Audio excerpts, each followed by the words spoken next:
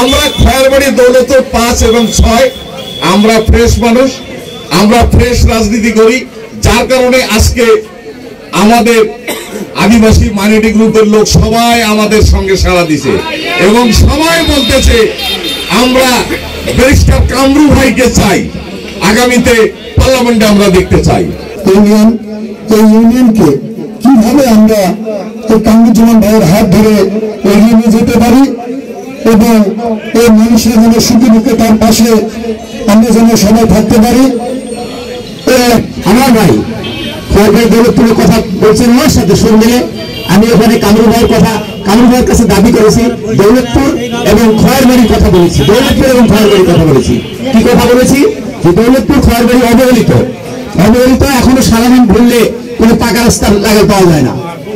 আমার ভাই সঠিক নেতৃত্ব এবং তার নেতৃত্বকে আমি পছন্দ করি, তার নেতৃত্ব আমার কাছে যথেষ্ট স্বচ্ছ মনে হয়। বাস্তবে দৌলতপুর পূর্বতে কোনো উন্নয়ন হয়নি, কারণ আমরা স্কুলে 100% কতবার পাস করছে। আমার ছেলেরা কলেজে, সরকারি কলেজে স্কুল আছে, বিভিন্ন ঢাকা ইউনিভার্সিটি পড়তে হচ্ছে, বিভিন্ন জায়গা, সব জায়গাতে আছে। কিন্তু একটাই আমার কারণ, আমি বিএনপি করি, আমার স্কুলে 10 টাকা জিনিস দেয়নি। এই শুধু আমরা করি বিএনপি, এই কারণে সুন্দরবন স্কুল হেডমাস্টার হিসেবে আমি সিলেক্টেড হলাম। বিএনপি আমাকে সচেতন করতে হবে, করিনি, এটাই অপরাধ।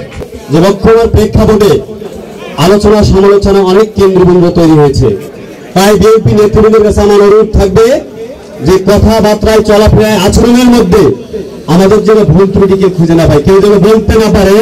অনেকে 20-50 জন বললো আমাকে যে তারেক সাহেব এখানে বড় একটা যমুনা ব্রিজ করে গেছে, তাহলে ব্যারিস্টার সাহেব যদি আগামীতে এমপি হয় তাহলে মহজপুরের ঘাটের ব্রিজটা যদি ব্যারিস্টার সাহেব করে দেয়, এটা আমাদের একটা দাবি। শীতবস্ত্র বিতরণ এবং সম্মানিত অতিথি জনাব ব্যারিস্টার AKM কামরুজ্জামান এবং আমাদের খয়েরবাড়ি ইউনিয়নের নেতৃবৃন্দ এবং আমার সহযোদ্ধা যারা আছেন সকলকে শুভেচ্ছা এবং অভিনন্দন। কিন্তু উনি সবসময় তারেক সাহেবের কাছে থাকবে, এই জন্য ওনার এমপি হলেও পাবো, না হলেও পাবো, কিন্তু আমরা সুযোগ পাবো। ফুলবাড়ি মানে আমরা খুবই দুর্বল অবস্থায় আছি। ফুলবাড়িতে আপনার কাছে আর একটু আমার অনুরোধ, এখন বলা তো অংশ যায় না, কিন্তু আমাদের ফুলবাড়িতে কিছু এত সমস্যা আছে, আমরা ইউনিয়নের বিভ্রান্ত পড়ে গেছি। এই গ্রুপ একবারটাকে, ওই গ্রুপ একবারটাকে, এই জিনিসগুলো একটু মানে আপনি আপনার কানে বলতেছে বেশ কিছু না, সমাধান করার চেষ্টা করবেন, এটা করলে আমাদের ভালো হয়। আজকে আমরা এই ফুলবাড়ি থানার মধ্যে আমরা এই প্রথম তাকে খয়েরবাড়ি ইউনিয়নে আনতে পেরেছি, এটা আমাদের বড় পাওয়া। তারেক জিয়া জিন্দাবাদ, তারুণ্যের অহংকার। আমরা আসলে এখনো ক্ষমতা থেকে অনেক দূরে আছি, সুতরাং আমাদের এই ন্যায় অন্যায় বিবেক বোধটাকে যথাযথ কাজে লাগিয়ে এবং সবার প্রতি সহানুভূতিশীল আচরণ দেখিয়ে নিজেদেরকে সঠিকভাবে পরিচালিত করার সর্বদা চেষ্টা রাখতে হবে। মাইনরিটি মেজরিটি এই জিনিসটাতে কিন্তু আমি বিশ্বাসী না পার্সোনালি। এই যে আমরা সবাই বাংলাদেশের মানুষ।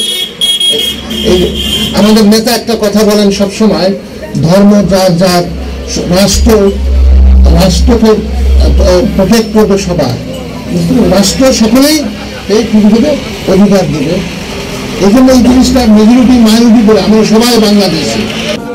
আরেকটা কথা আরেকজন বলছেন যে দিনাজপুরের উন্নয়ন, অবশ্যই আমি বলবো কম্পেয়ার টু, আমি যদি তুলনা করি অন্যান্য জেলার তুলনায় দিনাজপুর জেলা অ্যাজ এ হোল অনেক আমি বলবো পিছায় আছে। তো ভবিষ্যতে যদি বিএনপি ক্ষমতায় আসে তা আমরা সকলেই মিলে চেষ্টা করবো কিভাবে দিনাজপুর উন্নয়ন করা যায়। তো এটা হলো আমাদের টার্গেট থাকবে।